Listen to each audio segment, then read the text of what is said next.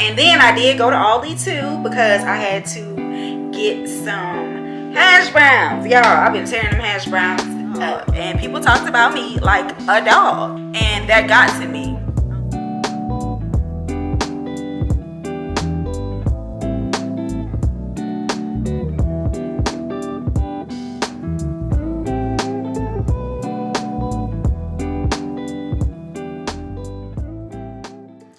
Hey y'all, I'm back. Yeah, y'all know how I do. I just got back from Starbucks. I went because I had stars and some of them was about to expire. So I was like, let me go ahead and go get my free drinky drink. I got a chai, a venti chai with brown sugar syrup and cinnamon powder and oat milk. I showed y'all this before though in my Aldi haul, but yeah, I got that. And then I did go to Aldi too because I had to get some hash browns. Y'all, I've been tearing them hash browns up. And I tried to be slick and go to Walmart, well, get them from Walmart when I did my grocery pickup. But it's so nasty, like nasty, y'all. Like they look nasty, they taste nasty. When I put them in the air fryer and cook them, just like I do my Aldi ones, I put them in the air fryer and cook them, they super greasy. Like, I don't like that.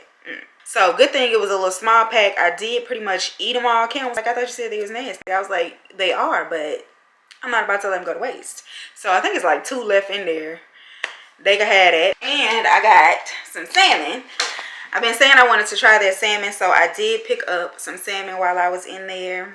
My hash browns. Like, these hash browns are so, like, I'm about to show y'all. I'm about to show y'all these versus the Walmart ones. Like I said, I wasn't gonna let them go to waste, but look at them. Like, look at these compared to these. Like, and then, like, I don't want to touch them, but like, even just how they look in there, like, can y'all see that? That looks so nasty. So yeah, I had to go re-up on my Aldi hash browns because these things are so good. And I'm definitely not a breakfast person, but baby, I will wake up every day and eat me 2 hash browns and drink me some coffee, and that's my breakfast, and I'm good to go. So yeah, I definitely had to go re-up on these. Okay, y'all, so let's sit down and have a little chitty chat. So, okay, just some updates first. I did go on my giveaway trip. Remember I told y'all I won a trip? Follow me on Instagram, you saw the pictures and stuff. I went to Rome, Italy. I chose Rome mainly because Paris and Italy are the 2 places that when I was a little girl, I always wanted to go. I went to Paris a couple of years ago for my anniversary. So for this trip, I was like, okay, let's go to Italy. And then the person that I took had also wanted to go to Italy. So yeah, we went to Rome. And I know y'all probably thinking you could have went anywhere in the world and you chose Rome. But my reasoning for that is, you know, a lot of the other dream places that I want to go, I want to experience with my husband, not alone or not with a friend. A lot of the places were taken off of the table for this particular trip, which I don't mind. I loved the architecture, like the alleyways. Everything was just so picturesque. It was like a movie. Like we were walking through like a movie, a story.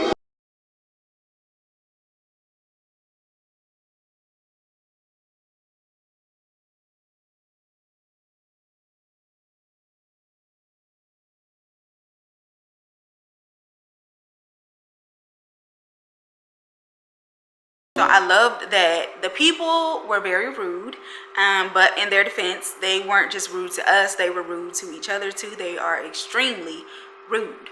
When we went to Paris, the people were a little rude too, but in Rome, they were like rude on steroids.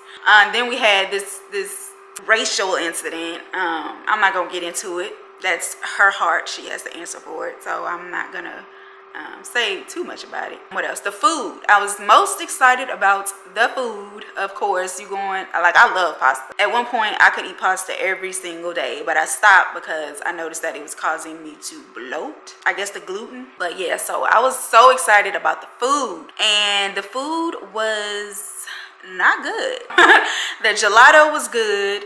The croissants I had for breakfast were good. The first day we got there, we stopped at a restaurant while walking around and I had pizza. That pizza was so good. That was like the best pizza I've ever had in my life. We had pasta, and I ordered just a regular old spaghetti with bolognese sauce, and it had bacon in it. So I'm thinking, oh, this is about to be like the best spaghetti of my life. No. As soon as they set the plate down, like, I got a whiff of it, and immediately I thought SpaghettiOs spaghetti, like the canned SpaghettiOs spaghetti. That's exactly what it smelled like. As far as the taste, I didn't taste anything. I didn't taste any tomatoes, no type of flavoring. The only thing I tasted was salt. It was super salty. The pasta wasn't fresh or handmade. Like a lot of the restaurants there do make theirs homemade from scratch right there in the restaurant, and that's one of the ones we should have went to, but we didn't. So yeah, that was not good at all. I had pizza again because I wanted to stick to something that I know you can't mess up too much. So I went with pizza again, and it was the formaggi pizza, which is like 4 different cheeses. It was pretty good, but it definitely did not beat or top or get close to the pizza that I had the first day that we were there. What else? Did I say the gelato? The gelato was good. We had gelato just about every day we were there. It was really good. Yeah, I think that's pretty much it. The food was definitely a flop for me. But then again, our taste buds in America are not like, you know, other places. But I can't say when we went to Paris, the food was good. Like, the food was bomb. I was surprised at how good the food was. The food there had me thinking, like, what in the world are we eating in America? Because this food is just delectable. I did not have that food experience in Italy, and I was highly, highly disappointed. And the flights. Let me go check on my hash browns. Hold on, because I know they need to be flipped. So, as far as going over there goes, we had to be fully vaccinated, and we had to have a negative COVID test. And my COVID test experience was stressful, because I took 2 tests in one day. My first test was a PCR, which is like the holy grail of the COVID test. Like, it goes straight to a laboratory and is tested in a lab, not inside of Walgreens. And then like 20 minutes later, I went to another Walgreens and had a rapid test done, just in case my PCR test didn't come back in time. So I had 2 done in one day, and of course I got the rapid results first, and it was positive. And I was like, ain't no way, like, no way. I have absolutely no symptoms, no nothing. I'm not sick. I don't feel sick. How in the world? How? Like, and I was stressing. I just knew I was going to have to cancel this trip, which honestly, while I was a little sad and disappointed, I wasn't upset. And I even told my mom, I told my husband, I was like, maybe this is just God's way of protecting me from something that I don't know, you know, that I don't know about. He sees everything. He knows what's going to happen. So maybe he's trying to protect me from something. And that was the stance and posture that I had. If I had to cancel the trip, okay, it wasn't in God's will. Like, that's the stance that I had, even though I was a little sad. But then I waited for my PCR results to come in, because I know those are the most accurate tests. So when my PCR test results came in, it was like 4 o'clock in the morning. I had checked my email, and yeah, I was checking my email for my results, and I got an email saying that my results are in. So I went on the website, the lab's website, put in all my information, and my results came up, and they were negative. And I took those results as the true results because, 1, I took the PCR test first, and 2, because it's tested in a lab. It could have been easily, my rapid test could have easily been tainted in some way inside Walgreens, because those Walgreens test in-house. And plus, I was like, and we don't really know what's on these swabs. Like, when you swab your nose, what's on those? Like, could that have tainted the test that I took second, like my rapid test? Could that have tainted it? So yeah, I went with my PCR results, and I was out. But yeah, the flight, I flew from Nashville to Atlanta, and that's where me and Celeste met up. And from Atlanta to Rome was like 9.5-hour flight. Yeah, that was a long flight, but the flight back home was worse. Like, first of all, our flight got delayed by, I think, 1.5 hours, 2 hours. So we were late. We were super early to the airport because we didn't know, you know, how their airport would be with security and all that. So we were super early to the airport to find out it was delayed. And we sat there for a couple of hours. And then when we did get on the plane, you know, we still sat on the, I guess they call it the tarmac or whatever. We sat there for a while because we didn't have clearance to leave, because we were over the weight limit for whatever runway we were on. The pilot said we were over our weight limit for this runway. So it still took like another 20 to 30 minutes for us to even take off. And then that flight from Rome back to Atlanta was 11 and a half hours. Y'all, that was the worst flight. Like that, the 9-hour flight I can do. Like I could do a 9-hour flight. Like I did start getting a little uncomfortable, but it wasn't as bad as that 11-hour one was. Like with that 11-hour flight, I had an aisle seat, so I was super uncomfortable. Like I couldn't really get comfortable. So, and then the lady that was sitting next to me was drinking cup after cup after cup after cup of wine. So of course she had to get up what seemed like every 10 to 15 minutes to go to the bathroom. So even when I did fall asleep, she was waking me up to go to the bathroom. And I almost told her, like, look ma'am, look, like either you finna stop drinking this wine or we finna switch seats so you can have this aisle seat and go to the bathroom as many times as you want, because that's just how many times she was waking me up. So I couldn't sleep, I was uncomfortable. And then just like being there for so long, just sitting there and not being able to sleep. Like it's easy when you can sleep through it, but the fact that I wasn't able to sleep, I was just started getting restless and almost like I had cabin fever. Like I felt myself starting to feel claustrophobic and just like I gotta get off this plane, that type of feeling. And it was scary because I was like, oh my goodness, I don't want to start freaking out on this plane, but yeah, that it's coming. So I was like, I cannot and will not have another 11-hour flight. Anything over 9 hours, I'm not trying to do. Like the 9-hour flight was good because I had a window seat. I slept, so I slept through most of it. But that 11-hour one did it. I was like, no, I'm not doing any flights over 9 hours anymore. So yeah, that was the trip of Rome. Would I go back? That's my hash browns, y'all.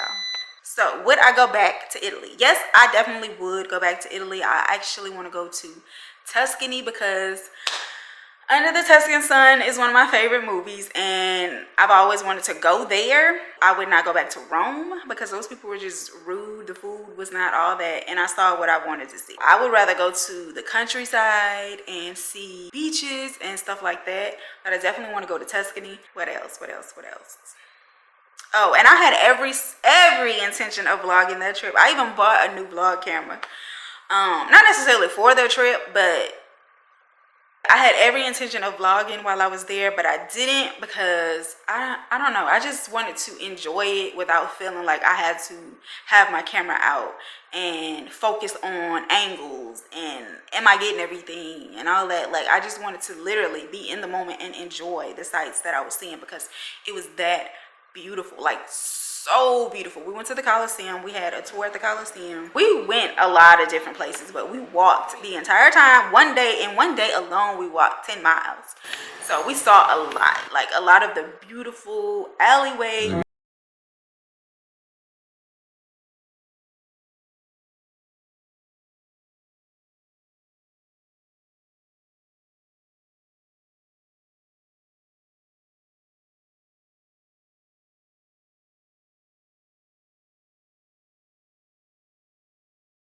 We were walking around looking for, you know, places to shop to get things to bring home for our kids and all that. And we walked up on the Pantheon, and as soon as we turned the corner and I saw it, it was like, oh my gosh. Oh my gosh, it looked so old. Like pictures and video do it absolutely no justice. It felt like I stepped back in time. Like I just literally stood there and stared at it. Celeste walked into a store that was down this little alley, but you could still see the Pantheon. She went in there to get some souvenirs for her kids, and I stayed outside to just stare at the Pantheon because it was just that mind-blowing. Like this building is this old. It's like just, it felt like I had stepped back in time. Other than the beautiful alleyways and the picturesque sidewalks and different things like that, that was my favorite thing to see was the Pantheon. And just because of how old it was, like even the Coliseum didn't have that effect on me. Like seeing the Coliseum was cool, but when I saw the Pantheon, like it literally stopped me in my tracks. That's why I say I won't too much go back to Rome because the people were rude, the food wasn't all that, and I saw pretty much everything I wanted to see. So I would rather see a different part of Italy and hopefully find where they had the good food at. So yeah, But that is not why I sat here to talk to y'all, but I did want to give y'all that update because I know a lot of y'all were wondering, like, when are you going on your trip? Where are you going on your trip? So I did want to share my experience about the trip. I sat down because I wanted to talk to y'all about something. Like, vlogging and doing YouTube is something that I enjoy. It's something that I feel like I'm called to do, but I don't vlog as much as I would like to because I hadn't been vlogging because I don't like the way that my house looks at this moment. It's not Pinterest worthy. It's not a new build. It's not our dream house. And we never moved into this house thinking this is our forever home. We knew this was not our forever home. It was just a starter house. So my house doesn't look how I want it to look. And watching YouTube and looking at influencers on Instagram really had me in an ungrateful mindset.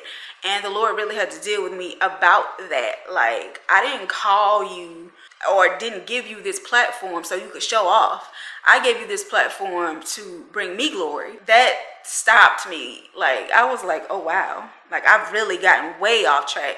And then he let me know that yes, your house may not be exactly what you want it to be at this moment, but you have a house, you have a roof over your head, you have heat, AC when you need it, you have hot water, you have 4 walls. Like, you are not out in the elements struggling to survive. You have a house. Be grateful for that in itself, because there's a lot of people who don't. There's a lot of people who are even renting who would like to own and are praying about it and begging God for that, and you have it, but you unhappy because your house not fitting the aesthetic of an influencer or a YouTuber. And y'all, that slapped me right in the face. And it really got me together, to be honest. It got me all the way together. So from this day forward, even though I still want my house to look a certain way, I'm not going to focus on that, and I'm not going to allow it to stop me from doing what God has called me to do. And so what you see is what you get. And another thing is that just because my house doesn't look how I want it to look right now doesn't mean it can't. Like, if you don't like something, change it. If you don't like something, fix it.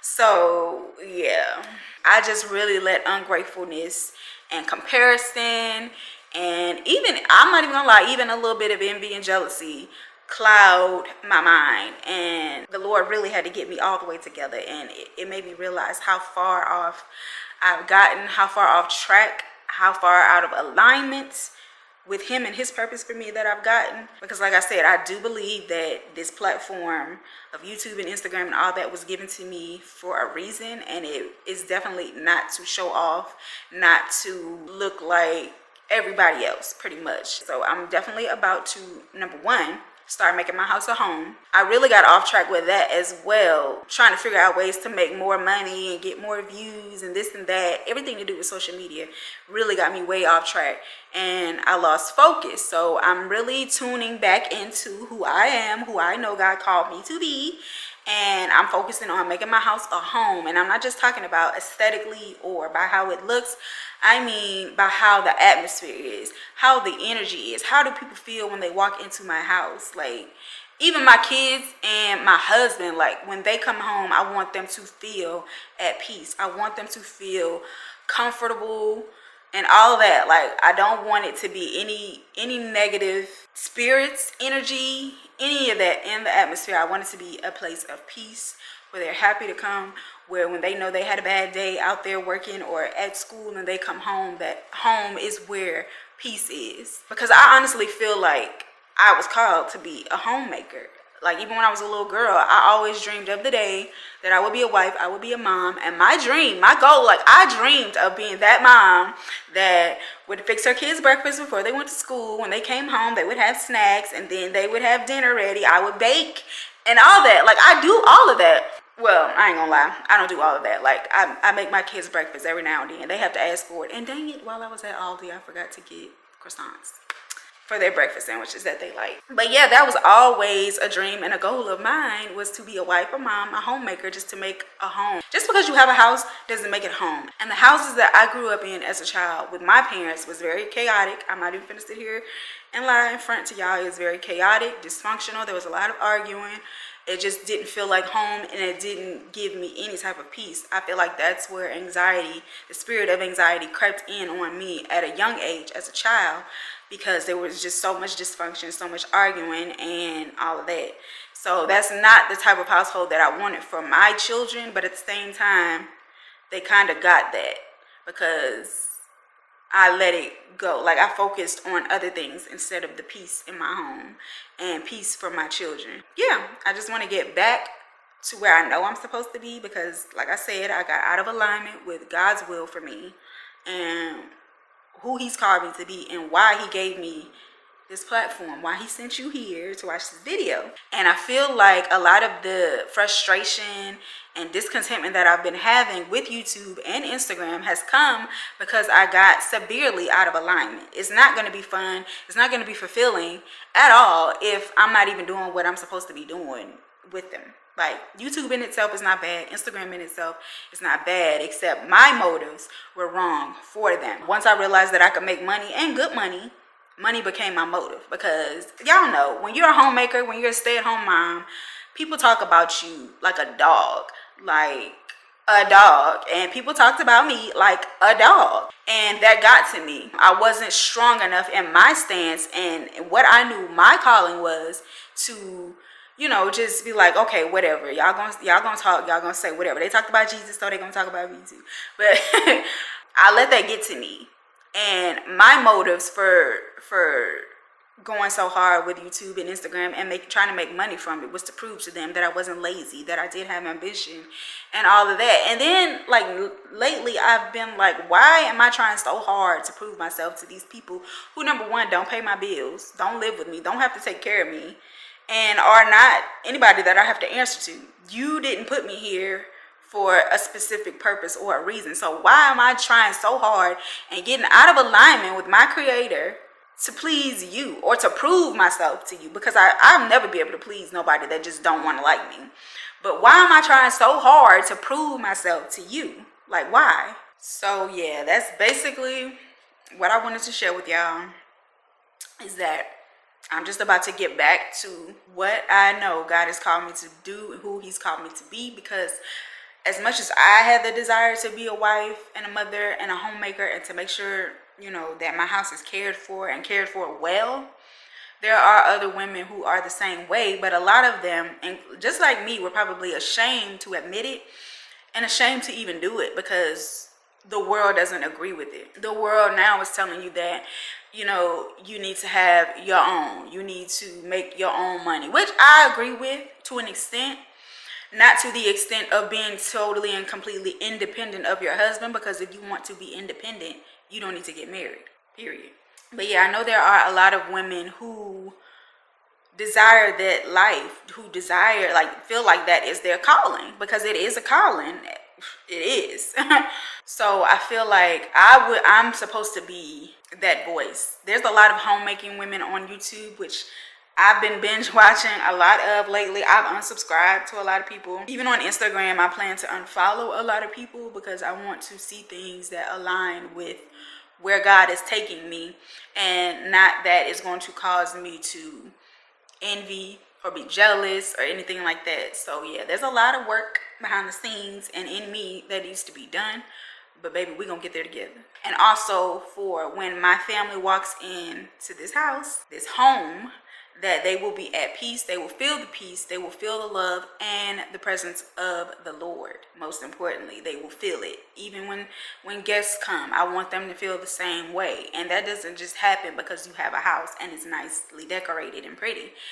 That comes by warfare, because you better know you got an enemy. So it comes by warfare, it comes by praying, it comes by fasting, it comes by caring and just being at a place of allowing God to use you for that purpose. Because a lot of people who have, you know, at home, it doesn't feel like home to them because there's so much chaos, there's so much turmoil.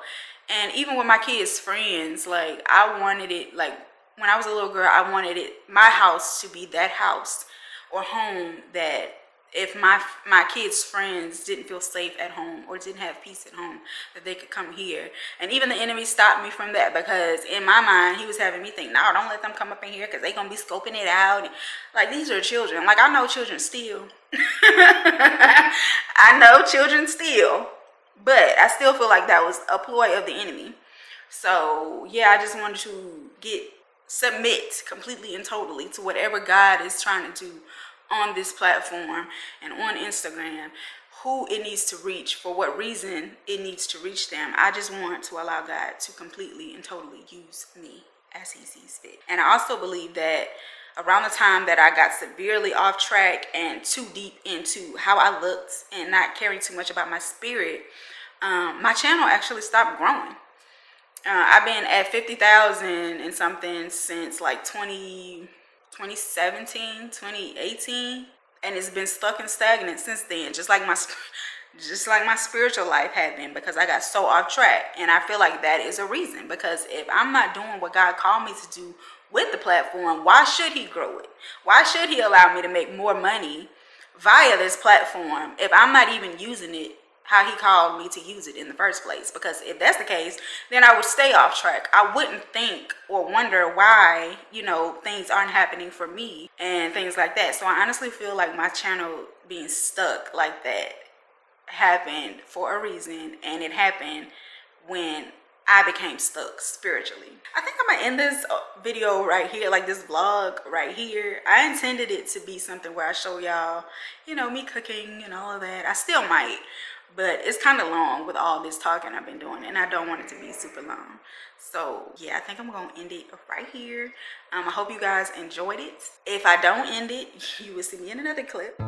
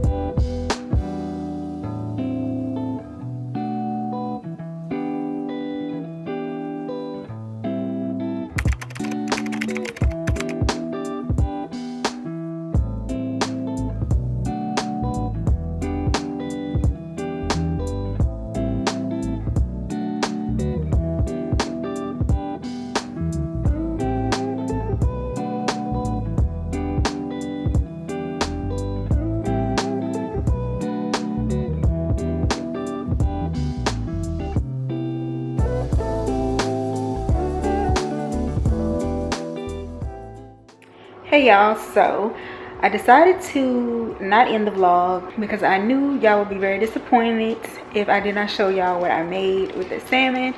So here you are. I'm making a honey garlic salmon. I usually do this with chicken and my kids ask for it all the time, I usually do it with chicken, but I wanted to try it with the salmon to see how it tastes. And the salmon alone, just on its own, was super good. So I'm pretty sure that with that sauce, it's gonna taste amazing.